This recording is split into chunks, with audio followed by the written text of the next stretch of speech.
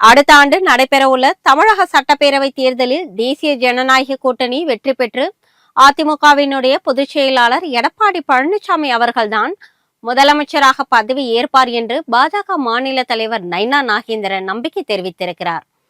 மத்திய உள்துறை அமைச்சர் அமித்ஷா டெல்லியில் உள்ள தனியார் செய்தி நிறுவனத்திற்கு அளித்த பேட்டி ஒன்றில் தமிழகத்துல தேசிய ஜனநாயக கூட்டணி நிச்சயம் ஆட்சி அமைக்கும் என்றும் அதில் பாஜகவின் பங்கு இருக்கும் என்றும் கூறினார்.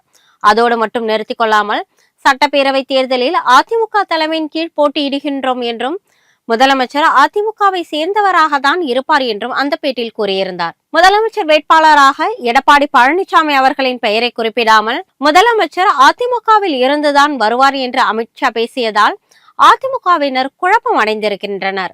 இதனை உணர்ந்த தமிழக பாஜகவினர் எடப்பாடி பழனிசாமி அவர்கள்தான் அடுத்த முதலமைச்சராக வருவார் என்று தெரிவித்து அதிமுகவினரை சமாதானம் செய்து வருகின்றனர். இதற்கு மத்தியில் சென்னை உயர்நீதிமன்ற வளாகத்தில் செய்தியாளர்களுக்கு பேட்டியளித்த தமிழக பாஜக தலைவர் நைனா நாகேந்திரன், தமிழகத்தில் வரும் 2026ஆம் ஆண்டு நடைபெறும் சட்டமன்ற தேர்தலில் பாஜக கூட்டணி ஆட்சி அமைக்கும் என்றும் அதிமுக பாஜக கூட்டணிக்குள் பிரச்சனை என்பதை கனவில் கூட நினைத்து பார்க்க வேண்டாம் என்றும் தெரிவித்திருக்கிறார். இந்த கூட்டணி உண்மையான கூட்டணி, வெல்லும் கூட்டணி என தெரிவித்த அவர் எடப்பாடி பழனிசாமி தான் முதல்வராக பதவி ஏற்பார் என்றும் கூறியிருக்கிறார். பாஜக புதிய நிர்வாகிகள் பட்டியல் விரைவில் வெளியாகும் என்றும் வருகின்ற சட்டமன்ற தேர்தலை கருத்தில் கொண்டு கட்சியில் சில மாற்றங்களை கொண்டு வர வேண்டியுள்ளது என்றும் அவர் தெரிவித்திருக்கிறார்.